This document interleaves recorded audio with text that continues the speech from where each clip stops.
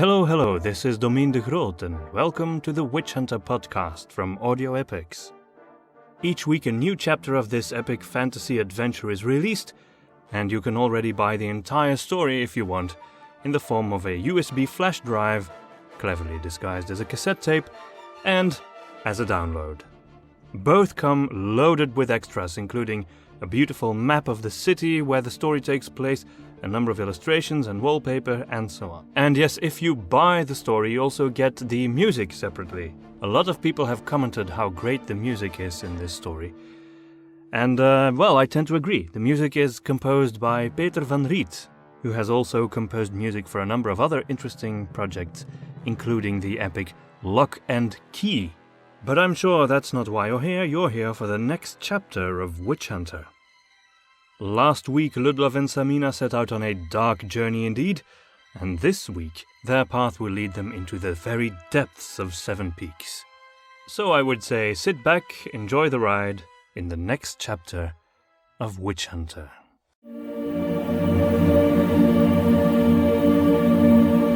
Veritas.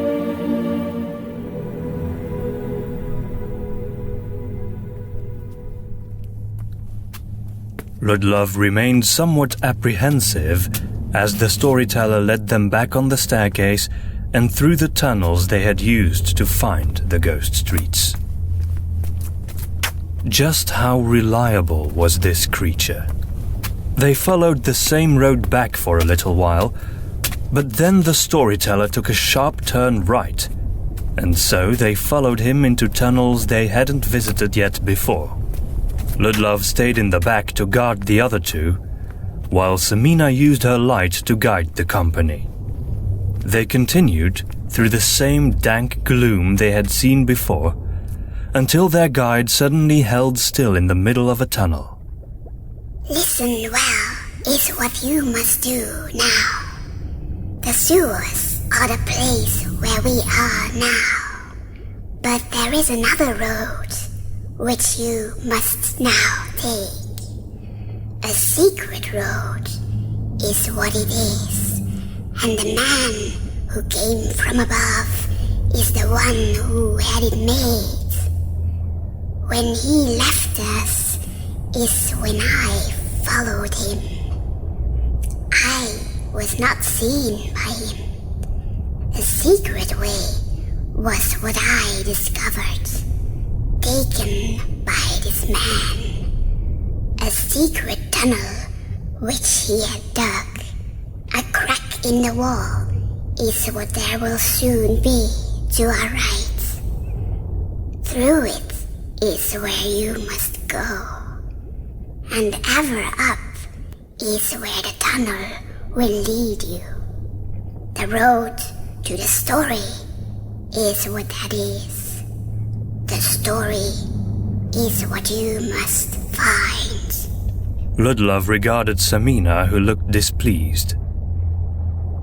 But what of Sigurd? Did he take this way? Careful. It is a man which you seek. But I fear the masked ones is what you will find.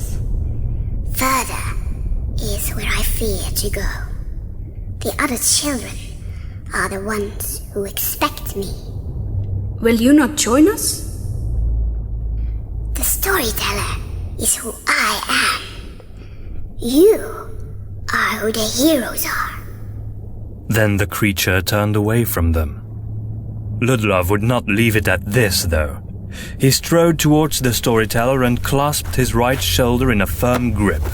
Wait! The creature turned toward him again. The one large eye searched Ludlov's face, while the small one remained static. One more thing, creature. If you have any intention of betraying us to anyone, in any way, know that I always find my prey.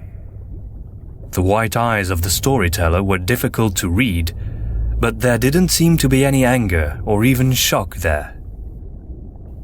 Betrayal is not the work of the storyteller. A truth-sayer is what I am. Truth is what awaits you. Dark truth Evil truth, but truth nonetheless. Truth is what you seek, is it not, hunter friend? Ludlov had developed a habit of listening to his gut over the years, and his gut believed the creature. So be it then. Farewell, storyteller. Samina's orb of light floated from beside Ludlov's shoulder and landed softly on the storyteller's nose. He smiled, revealing cluttered ashes and dirt piled up between his grey little teeth and his gums. It was perhaps the ugliest smile Ludlov had ever seen, but also one of the most endearing. Farewell, dear friend. The storyteller bowed. It was a surprisingly elegant gesture, his long arm moving sinuously in a graceful arc behind him. Farewell, fair one, and her hunter friend. Then he turned around again, pattered away, and disappeared from sight.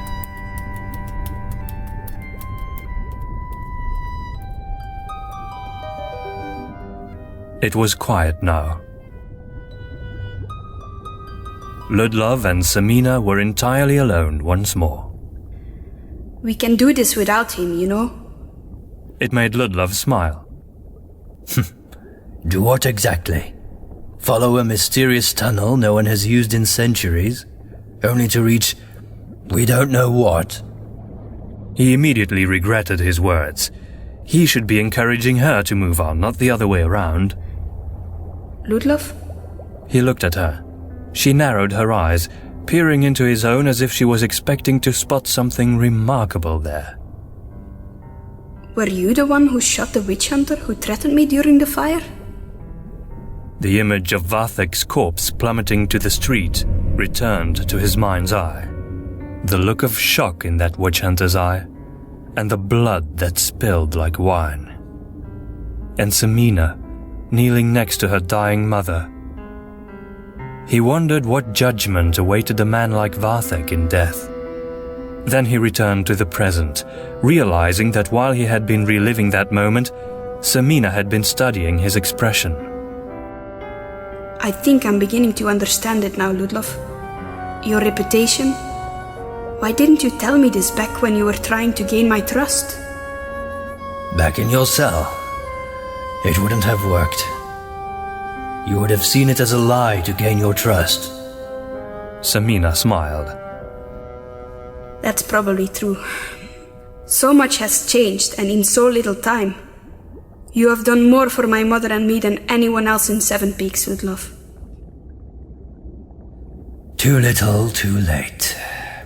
I should have got both of you to safety on the night of the fire. Your mother could have survived, and you wouldn't have been captured. I'm sorry, Samina. You did not fail, Ludlov. You saved us from Vathek. And for that I am grateful. She spoke with authority when she said that. Still, he could have done more, Ludlov thought. His mind strayed to Maria. Perhaps if he had been more careful and less selfish in his younger days, he could have avoided her death as well. He certainly could have been more discreet. No one knew what Maria had really been. But if they had, a magistrate marrying a witch, that would have turned more than a few heads. Not just from his peers, but from the monsters too. The ones he hunted. The ones that hated him. If anyone in the Black Sickle would have known, it certainly would have drawn their attention. What if Maria had never been killed? Perhaps the whole tragedy would never have happened if he hadn't married her. Samina was still looking at him earnestly. No, Ludlov. You could not foresee what would happen. Don't be angry with yourself. Thank you. Ludlov sighed and bowed his head. Then he suddenly decided to sit down on the dry but dirty tunnel floor. He took off his hat and ran his hand through his dark hair. Samina knelt down next to him, closely followed by her light, which hovered now between her shoulder and his. How is it that you know so well what I'm thinking? She laughed, a sudden bright laugh that illuminated the darkness around them. Ludlov, I may have magic powers, but I can't read your mind. It's you who betray yourself more than you think. I want you to know I trust you. I depend on you. He understood. Despite what she had just said, she had to know. Samina, the man who shot Vathek, even the man who shot the mayor, that may no longer be the man here with you now. What do you mean? Something's changing inside of me. I can feel it. And while it sometimes frightens me... He didn't know how to end that sentence. You think it also gives you hope? Ludlov thought about that. Perhaps. But I still don't know what the origins are of this change.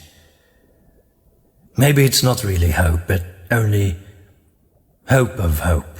But even that is more than I've had in a long time. Good. Then she got up and reached out her hand to him. He smiled, took his hat and put it on, then regarded her hand. I'm not an old man. I can get up. But thank you. Samina shook her head and kept her hand out. No, Ludlov. This time you take my hand. Her voice had been unusually commanding. He took her hand and then was startled when a warm glow emanated from her grip into his arm, traveling quickly to the very center of his body. With a force far beyond her appearance, she pulled him up like he was a small child. He stared at her in utter shock. I want you to depend on me too, Ludlov.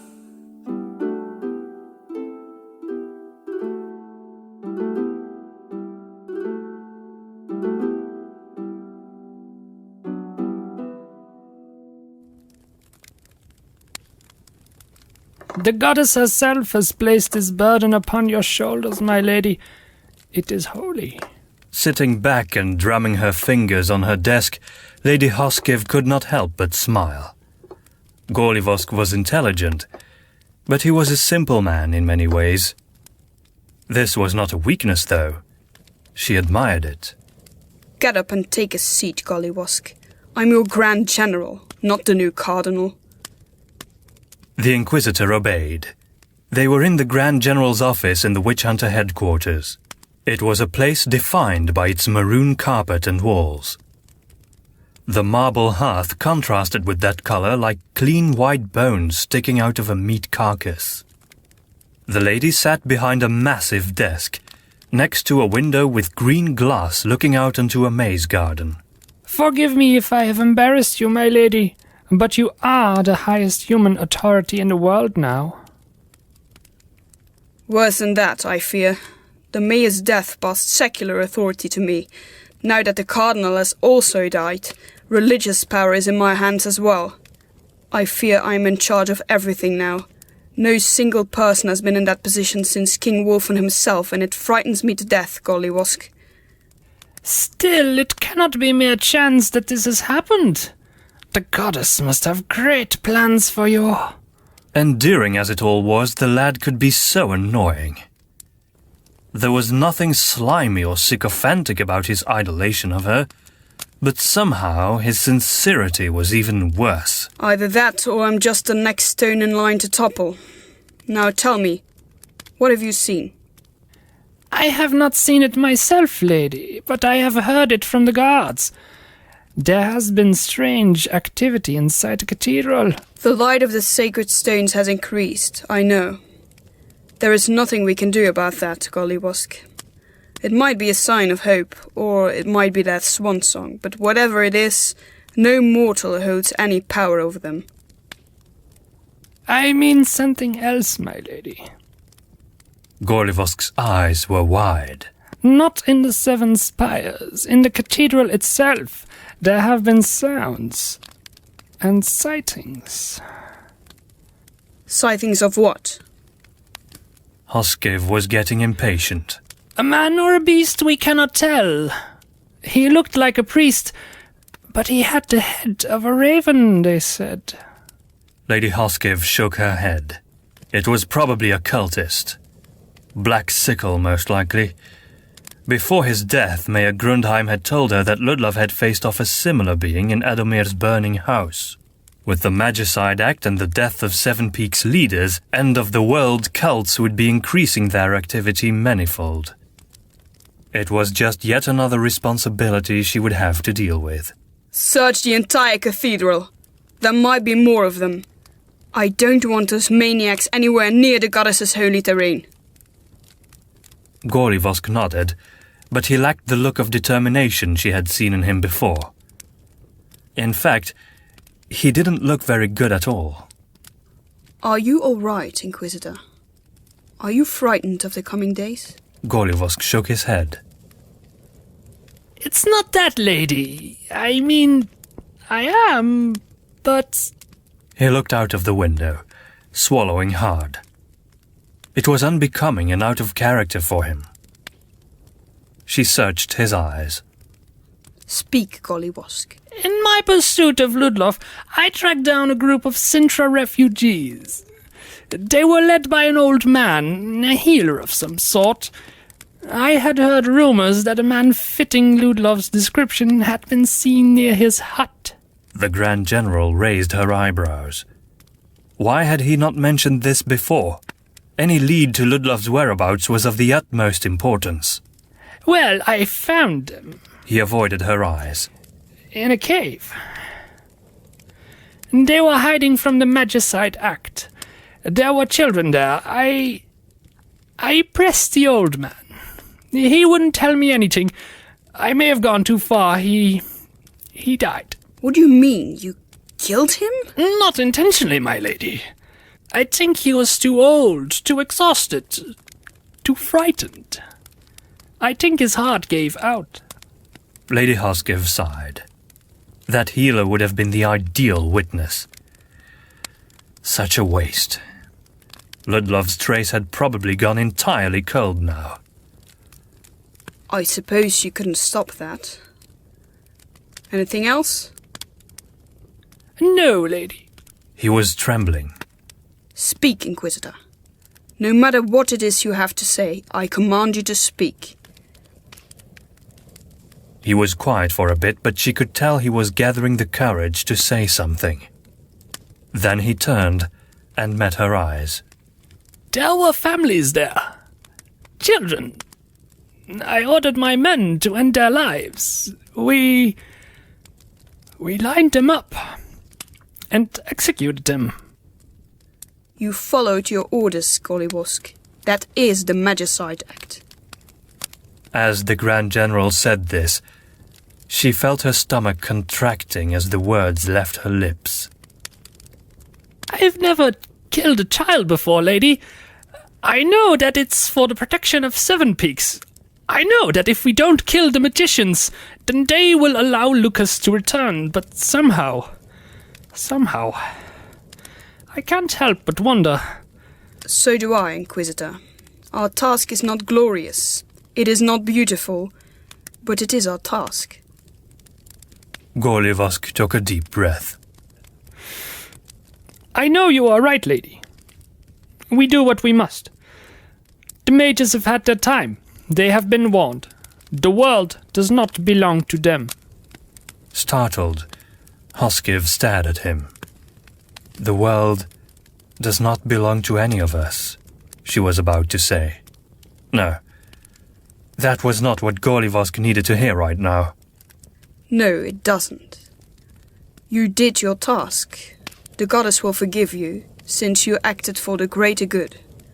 Soon the Magicide will be over and we can leave this dark chapter behind us. Just be glad that I will forgive you as well for losing Ludlov's trail. That will not happen a second time, Gorivosk. The Cardinal's words flashed through her mind again. Mundus non nobis adpertinit. She ignored them. Now we must search and guard the cathedral. Come, I will join you. Ludlov and Samina were both weakened by hunger and fatigue. There wasn't much to be done about the latter problem, as they needed to press on as fast as possible. Who knew what might lurk in these tunnels and what might be happening on the surface? The mere thought of the words Magicide Act conjured up images in Ludlov's mind he wished he could ignore. The hunger, luckily, was one problem they could deal with to some extent, thanks to the food Ludlov had received from Doctor. Ludlov had no idea what to expect once they found Sigurd. He hoped they would find him safe and sound and well out of the Black Sickle's reach so they could take him to a safe place. Perhaps they'd even manage to reunite with Doctor and the other Magicide survivors. It was a foolish hope, though. There was little chance Sigurd would not be on the run from the Black Sickle if he had been able to escape their influence at all. If he was indeed their fugitive, Ludlov would not even consider taking him to Doctor and the survivors. The risk of betraying them was far too great. He wasn't sure to what extent he could communicate these worries to Samina. She seemed to be set on one goal at a time, and right now, the only one on her mind was finding her brother. Could he blame her for that? Ludlov had been an only child, half-orphaned and raised by a stern and distant father. But as limited as his own family experiences had been in life, he understood how inexplicably strong the bonds of blood were. He took a deep breath. The gnawing feeling in his stomach strengthened his drive to move on. He didn't know why. There was probably no feast awaiting them at the end of these tunnels. Are you hungry, Samina? We can eat once we've found Sigurd. Fair enough. He didn't respond and continued on down the dark tunnels with Samina and her light. At least an hour passed before they finally found the crack in the wall that the storyteller had mentioned. It was quite narrow. Samina could easily walk through it, but Ludlov would have to squeeze. Behind it, there was a quiet, gaping blackness. Even though Samina commanded their only guiding light, still Ludlov felt he would have to go first. At the precise moment when he had made that decision, a terrible feeling of despair and anguish came over him. He didn't even know what it was, but it shocked him profoundly, like an animal that had wandered into a trapper's net. In a single instant, all hope was sucked out of his very being. He felt so weakened by the sensation that he had to reach for the wall to support himself. Are you alright, Ludlov? Samina's voice echoed strangely. He shook his head. The moment of despair was gone. He felt normal again. I'm fine. Maybe it's time to have something to eat after all. Perhaps she was right. Just a quick bite then. They sat down in the middle of the tunnel with Doctor's bag of provisions and rationed the food rigorously. Ludlov had had enough experience with longer trips in the wilderness to know that a single concession to a moment of hunger could initiate a habit leading to rapidly disappearing provisions. The yellow roots tasted surprisingly like rye bread. You know what these roots are, Samina? Really, Ludlov just wanted to engage in some lighter conversation for a change. Of course I do, Ludlov.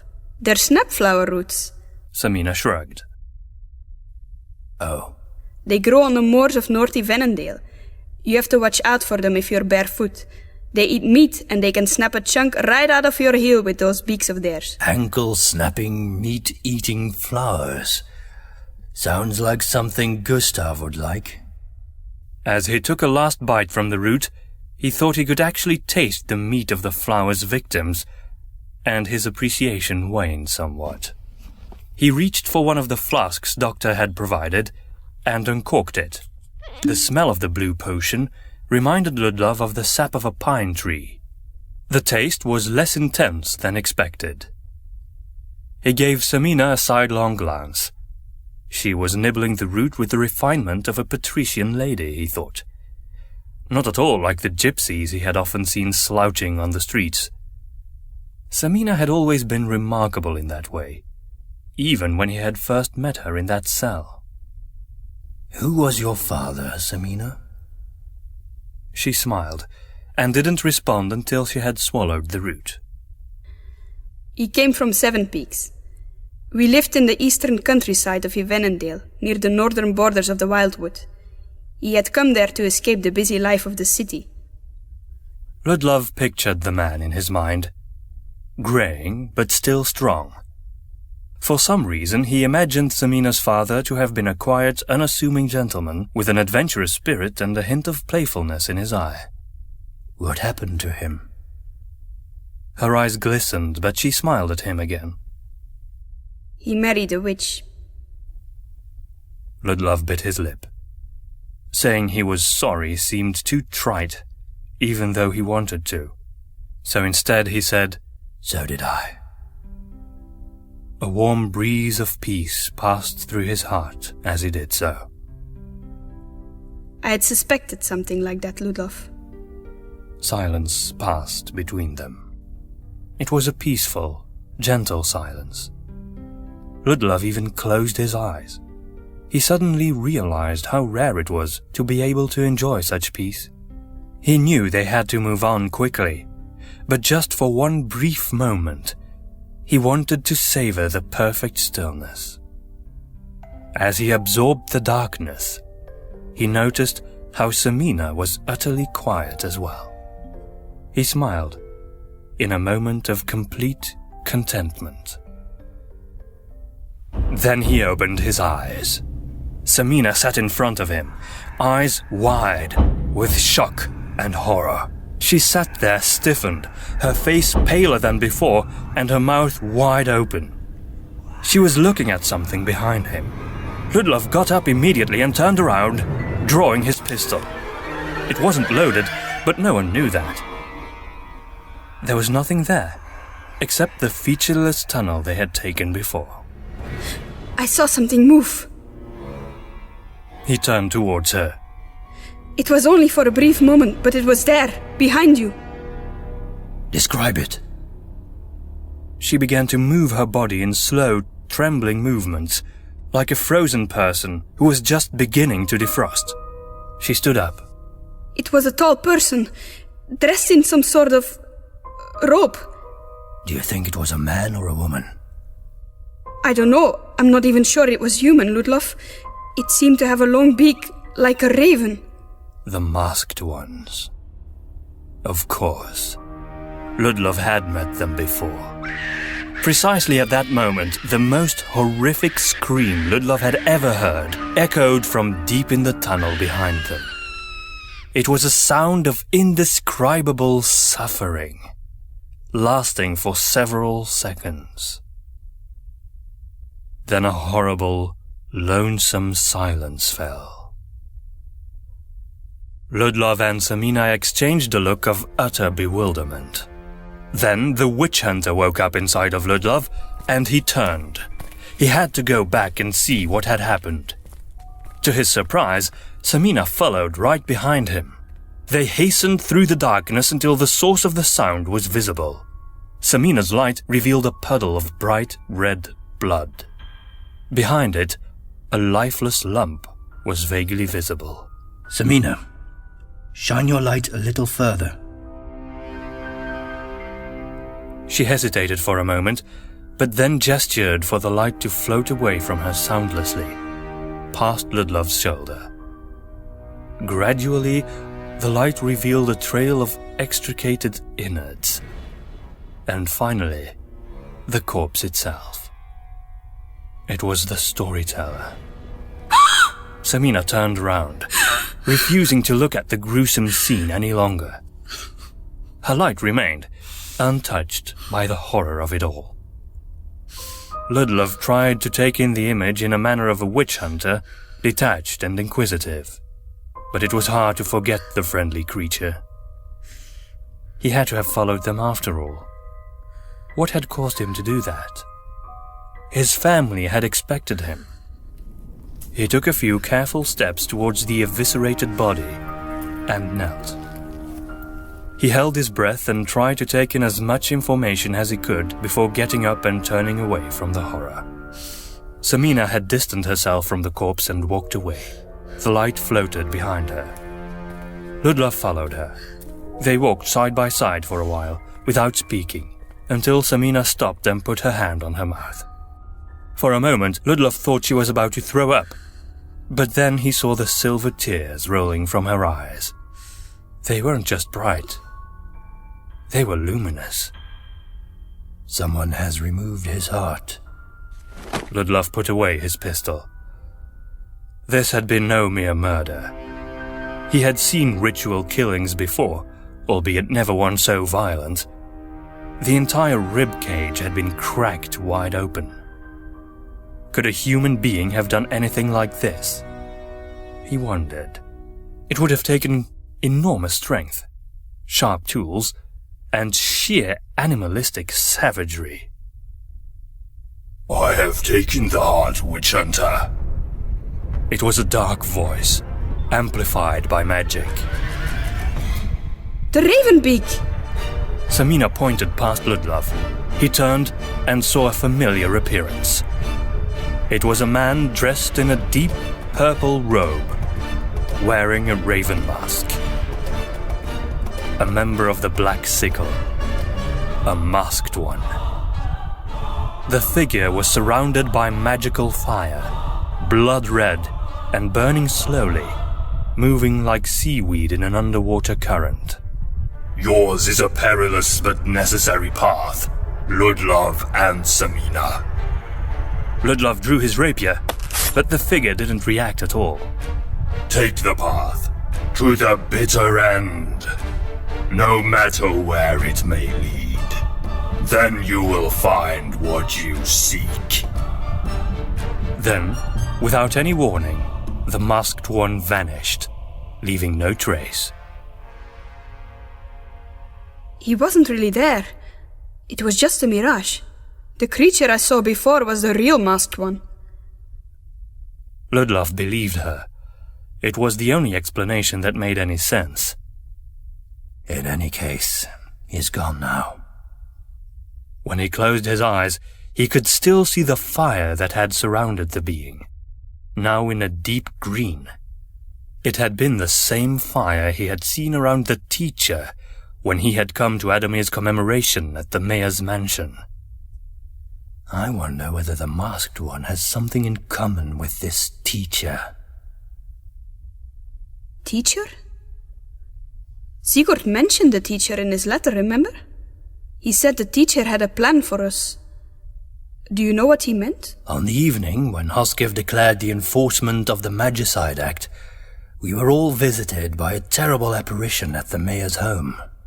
All we could see was a silhouette surrounded by red tongues of fire. Whatever this being was, it warned us about the so-called sacred power of the stones and told Hoskiv to have magic users exterminated once and for all. But why? I don't understand the reason. Neither do I, Samina. But I fear we will soon understand more than we asked to know. Do you know why the attack was so ferocious, Ludlov? I still do not. A moment passed as a look of pity overtook Death's features. It's because of the curse that poor storyteller bore. You see, a being like him cannot be killed as long as his heart can beat. It is the nature of the unnaturally long lives led by those children of the ghost streets. The murderer had to resort to horrible violence just to be able to take his life. Ludlov recalled the corpse. The splintered ribs, the splattered viscera. Besides feral bloodlust, it would have required superhuman strength. And claws. Suddenly he remembered them. Silver thimbles with sharp spikes, like needles, extending from the masked one's fingertips. Even here, in Death's womb, the image haunted him, maybe even more so now that he knew what had lurked behind the murderer's raven mask.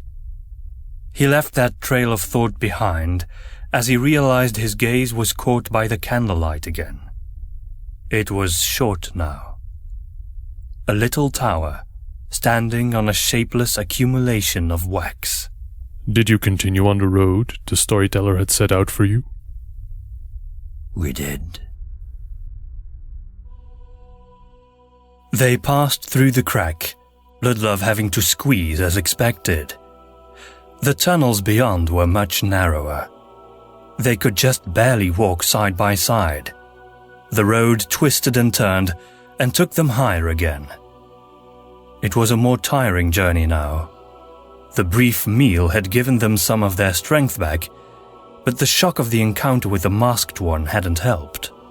Ludlov had been in the dark for so long, he didn't know where they were anymore, let alone what time it was in the world above. It was hard to believe that that world still existed. Samina remained remarkably poised throughout it all. Her strength never seemed to wane, even though she had been upholding a difficult spell for some hours at a time. It was becoming ever clearer to Ludlov that she was no ordinary witch girl. Eventually the corridor narrowed so much they had to stoop almost to a crawl. It was there that they found a wooden trapdoor right above their heads. Soft light peered through the cracks between the boards that made up the trapdoor. Ludlov tried to open it, but failed to do so. Frustrated, he drew his rapier and stuck the blade between the two middle boards. He pushed it up, shaking the handle, hoping to be able to find leverage and loosen the two boards. It didn't help. His blade was too thin. He dropped the weapon and turned to Samina. She stood there, arms folded, looking at him with one eyebrow raised. Are you quite done? Well, what do you suggest? He had never felt so foolish in his life. Samina shook her head in exasperation. Stand aside, witch hunter. She closed her eyes, and for the first time in hours, the light she had summoned disappeared. It was surprisingly dark all of a sudden. For a moment, all Ludlov could see was the light between the wooden boards. That light was tame and distant compared to what Samina had been carrying throughout their subterranean journey. Samina, don't exert yourself. Ludlov thought back to the way she had collapsed after opening the way into the sewers at the city walls. Samina didn't reply. Instead, he felt how she took the weapon from his hand. A moment later, he heard a grunt of effort from Samina, followed by creaking wood, and saw the sliver of light becoming wider. You'll have to finish the job. I'm not tall enough. He couldn't help but laugh. What did you do? There was a loose board, Ludlov. I used your rapier to loosen it a bit further. You have to be more observant sometimes. And here I was, thinking you would set the wood on fire or something. What sort of archmage do you take me for, witch hunter? I'm just a little witch.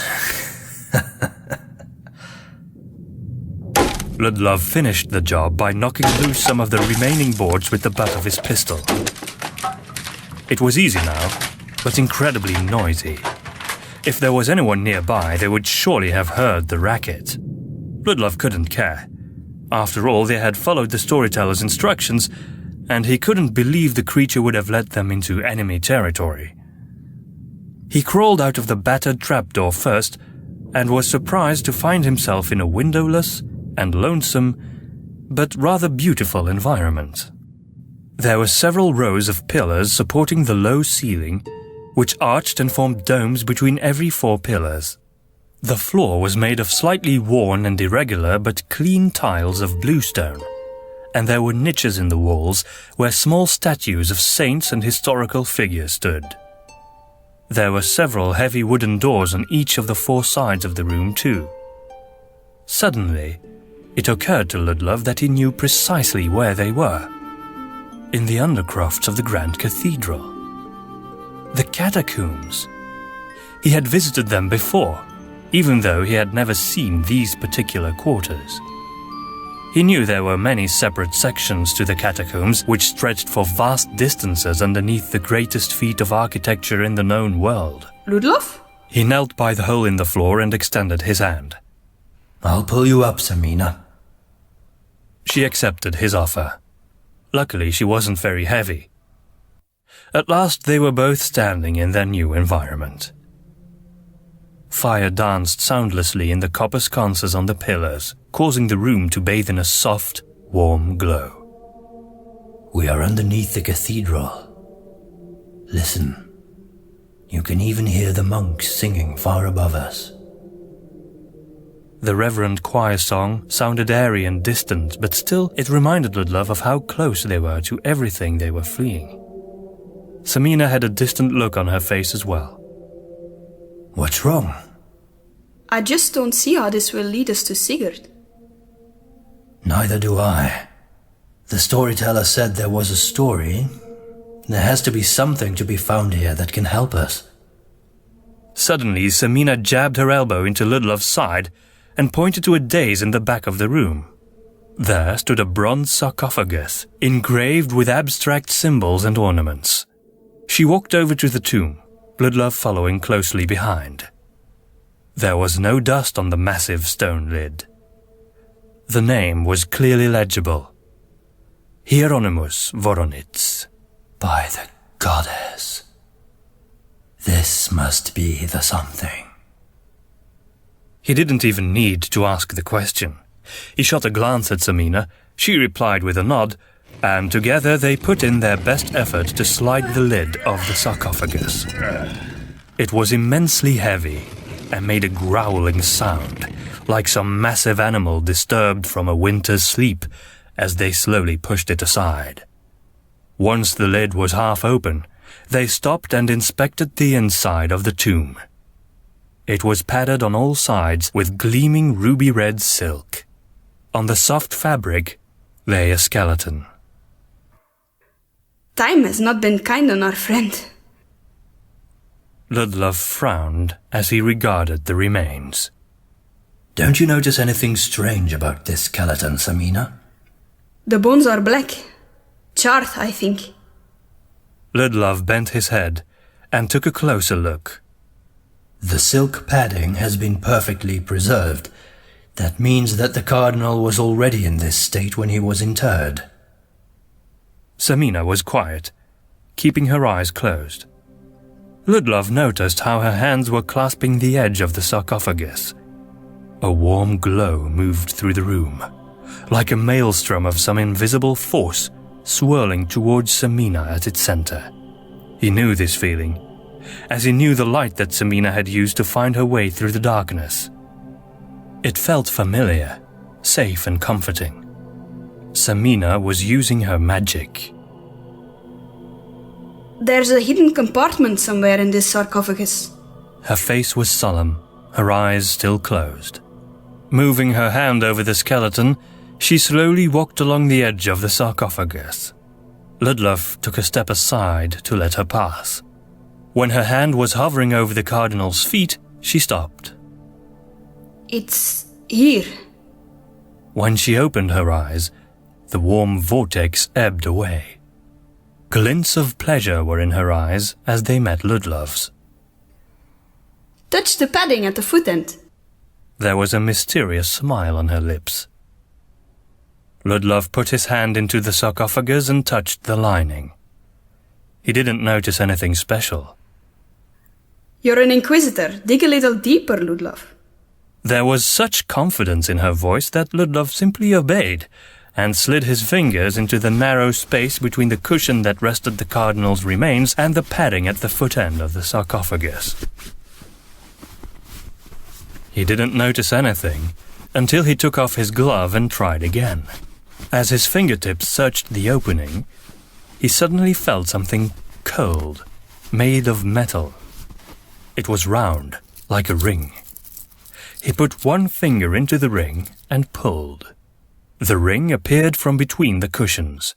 It was nothing more than a simple circle of copper, but there was a fine chain attached to it. This had to be it. His heart beating fast in his chest, Ludlov carefully pulled until the chain was fully extended and he heard a single click. Then the padded lining at the cardinal's feet suddenly fell open, revealing a hidden compartment, just big enough to contain a book the size of Ludlov's hand, bound in calfskin leather. Ludlov's mouth fell open with astonishment. Samina stood there with her arms folded, smiling proudly. That was incredible. He had met many mages who could sense the presence of living things, but to be able to reveal the hidden presence of a lifeless mechanical system, the way she had just done, that betrayed a mastery that he had simply never known it even existed, and she hadn't even spoken a word of arcanic out loud. Perhaps Samina was just a gypsy girl, but with training she could become one of the greatest mages the world had ever known. He was absolutely certain of that now, and to his shock, he found that prospect terrifying. She was such a pure person now. What would she become if she ever fulfilled her true potential? Then again, if it was there, that meant the goddess had given it to her for a reason. Samina shrugged.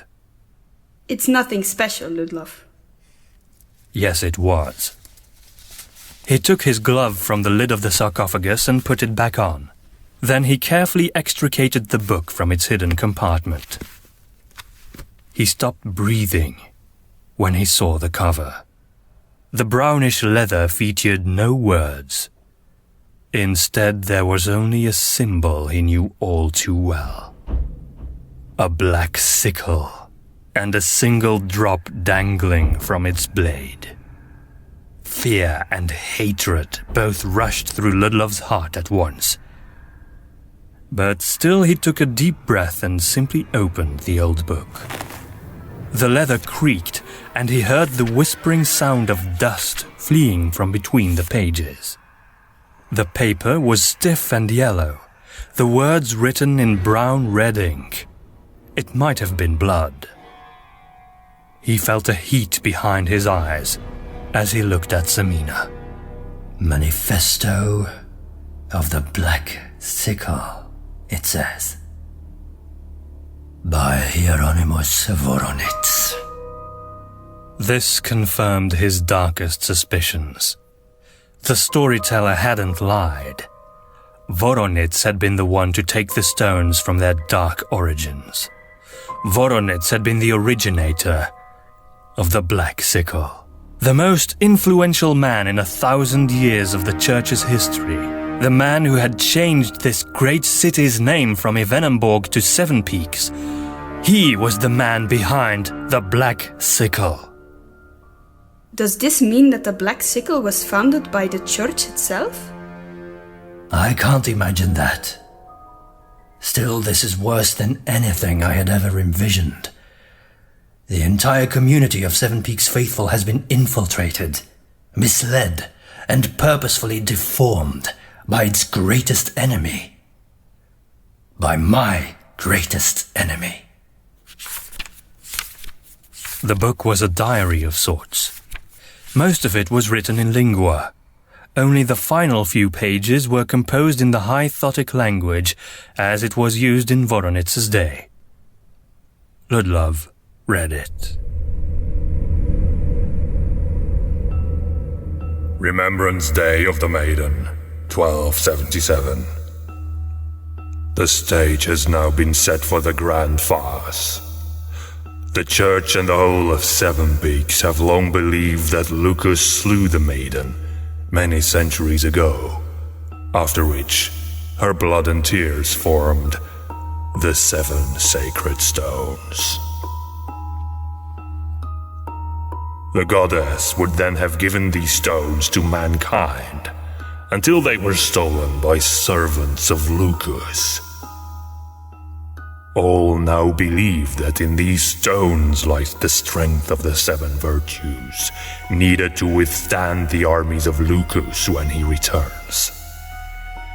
All will praise me when they think I have found the sacred stones for them. The stones will rest in 7 spires, which will be built around the cathedral. At last, the people will feel complete and safe. Finally. How wrong they will be. To all those who follow in my bloodline, I write this, the truth about the world.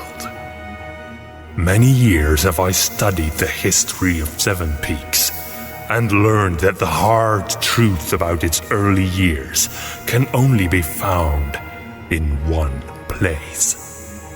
Deep underneath the city, in the ghost streets. There lies the entrance to the abyss. What I saw when I took that road changed my life forever. The world consists of layers. The heavens are the realm of the goddess. The earth is the domain of man. Man who lives in blissful ignorance, not knowing what lurks beneath his feet. There is the abyss. But it is not the deepest layer. Still deeper lies Inferno, which I call Hell, in the tongue of the barbarians of the Horn Mountains. Hell is where Lucas lives. For many centuries, he has been chained to the deep end of the world, but still his influence has grown.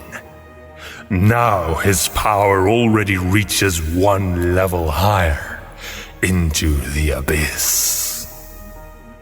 That is where he gathers the souls of all those who turn to him in despair, seeking forgiveness with the only God they knew. No sadder sight have I seen than those servants of his.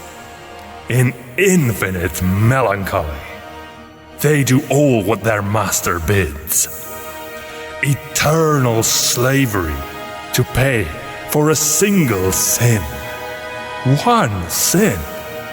I have sinned all my life. What will await me then? Will the goddess save me? She didn't save those poor souls in the abyss. Will the maiden save me? No, for she is dead, killed by a Lucas. Only Lucas can protect my soul from his own wrath, if I serve him willingly. And so, this shall be the manifesto of the Black Sickle.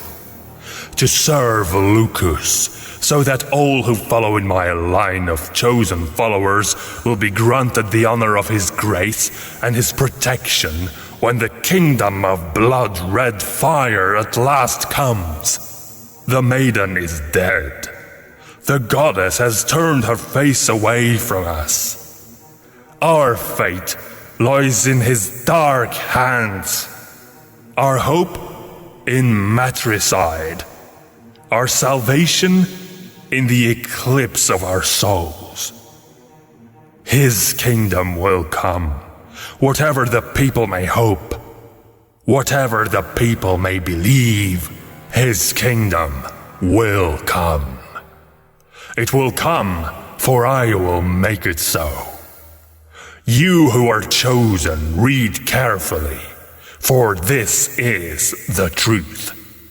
I have gathered the 7 stones. They were given to me by the lost souls who live in the abyss. These stones are not sacred. They were made by Lucas himself. They do not contain the virtues of the maiden. They are made of darkness, and they feed on the cowardice of Lucas's enemies. Every deed without honor, every decision of fear and indifference strengthens the stones as they rest in the 7 spires. It will take centuries, but knowing the people of Ivanenborg, one day the stones will be filled. On that day, they will be taken to the abyss to be used in a ritual that will bring back Lucas himself. He will rise again and walk the earth. Here he will sit on his mighty throne, and here he will rule for all time. And from here he will stage his heavenly war against the goddess. This, then, is my will and testament. Upon my death, my secret will be passed on to you, chosen follower. You will pass it on to a single follower of your own, who will guard the stones and hide these grand designs. And so the secret shall pass through the generations until the stones are ready. The secret will be maintained. The church must never know. The people must never know. Not until it is too late. Ludlov closed the book with a dull clap. I think we've read enough. Indeed. We were led to this information for a reason, Ludlov. Seeker wanted us to know this. She leaned on the edge of the sarcophagus, arms folded, deep in thought. The 7 stones are evil. They will be used in some sort of ritual that's supposed to summon Lucas from beneath the earth. Who knows about this beside us? Ludlov shrugged. 2 people at most, I think. If Voronits's manifesto was obeyed in the ranks of the Black Sickle. Considering how they managed to keep their true goals hidden to this day, I think they did obey it. The church has been deceived for centuries. Worse, we're being pushed to the brink, towards Lucas himself. The people have to know the truth, if it's not too late. Samina bit her lip and gave him a worried look. You're right, Ludlov. But I don't think the church will appreciate your message. That was true. If they were to reveal that the ultimate enemy had been in charge since the beginning of Sevenpeaks, who would ever trust the church again? Particularly in a time without a strong leader. Ludlov was reminded of the fact that the ailing cardinal had refused to name a follower to this day. If he died, it meant the church would be left without a leader. That was the time, according to ancient rumors, when the Church of the Goddess would come to an end. Suddenly he faced the true meaning of that. The end of the church. The end of the witch hunters. The end of Sevenpeaks. I don't know, Samina. The truth may save us all, even if this does mean the end of the church as it exists now. If this institution no longer serves the goddess, then it is no longer her church. It is a usurper. It has been that way ever since Voronitz appeared. Remember how I told you about the pre-Voronitzian scriptura? That was the church once. Very well, but you are one man, Ludlov. You are aware of the pre-Voronitzian church, but I can tell you, most people are not. They would not believe you if you were the cardinal himself, which you aren't. You are a fugitive witch hunter, allied with a witch. Samina was right, of course. It was an uncharacteristically pessimistic appraisal of the situation for her, but it was correct. Still, this revelation was too great, too important. When he really started thinking about the implications of this document, he became dizzy. The teacher's message, the similarities between his appearance and the masked ones who were obviously members of the Black Sickle, everything indicated that the Black Sickle had instigated the Magicide Act for its own purposes. And that meant that the time of prophecy had to be very close. The time when the stones would be filled with the cowardice and dishonor of the people. The time when Lucas would be ready to rise from hell. What would happen, Ludlov could not even imagine. In any case, this message was 1,000 times more important than their own lives. Still, the question remained how they were going to convey the message. They couldn't even show themselves in the city. Publicly revealing the manifesto of the Black Sickle would not work. They would simply be put to death. Another path was needed. A subtle path. He took another look at the book in his hand. It was just a small volume, just some ink on paper bound in leather, and yet it had the power to change the world. With that realization, he put the book in the inside breast pocket of his coat. If we only knew who Bohdanowicz's current follower is, or followers, if there are more than one. And what their plans are. Why did the storyteller lead us here, and what does it have to do with Sigurd? Sigurd. He had been the one who had led them to the storyteller, and indirectly to this place. Do you think he found out about the Black Sickle's plans somehow? And intended to warn us? I don't know. It's the only explanation I can think of. But where is he? Ludlov understood her worry and even shared it, even though he had never met Sigurd. Still, he secretly began to doubt there was any chance Samina would ever see her brother again. Infiltrating the Black Sickle had been a terrible sacrifice on Sigurd's part. His message in the treehouse had ultimately led them here, to the Black Sickle's great secret. There was a good chance that his betrayal had already been found out, and he had paid for it with his life. Ludlov preferred not to think about that.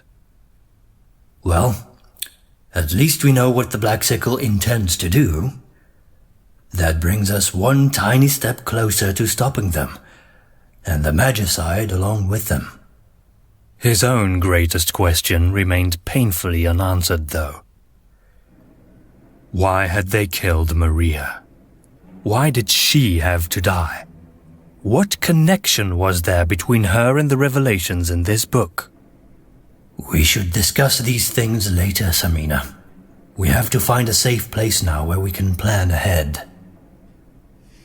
The woods. It's the safest place I know. Ludlov nodded. That made sense.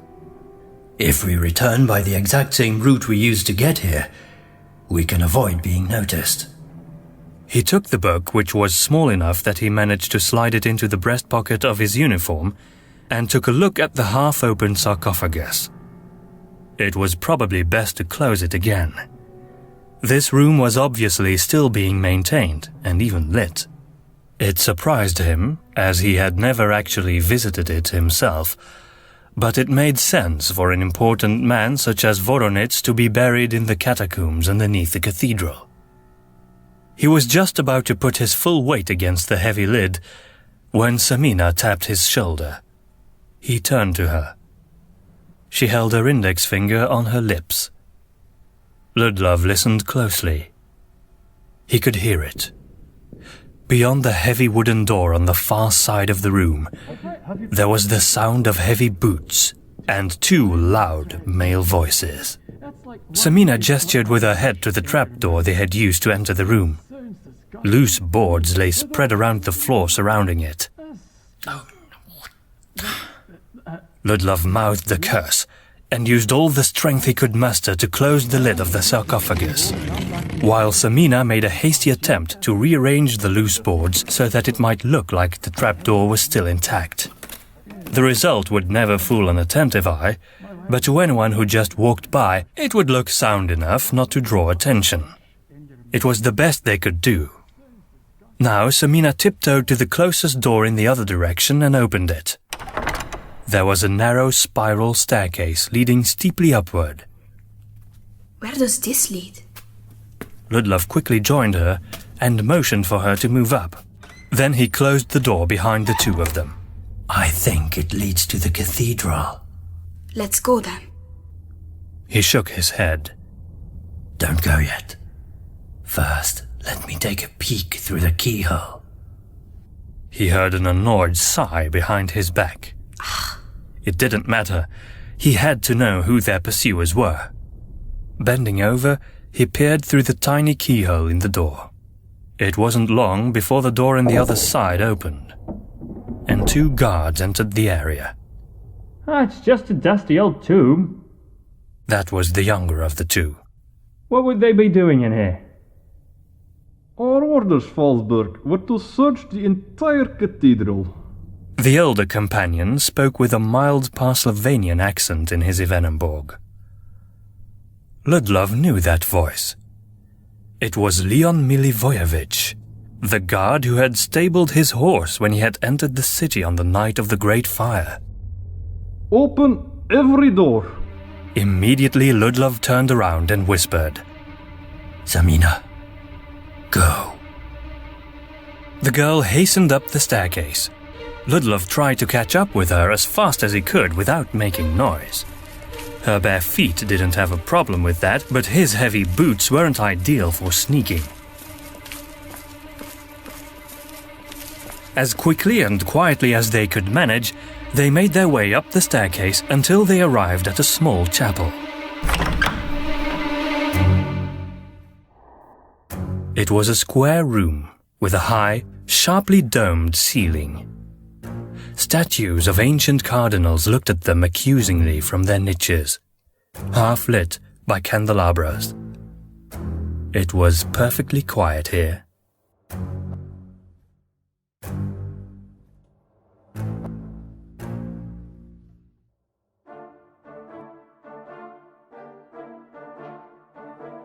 So that was this week's episode of Witch Hunter. We'll be back next Thursday with the adventures of Ludlov and Samina. If you want to find out more about Witch Hunter, you can find us at audio-epics.com, and we also have a Facebook page, the Audio Epics Facebook page. Have a great week, everyone.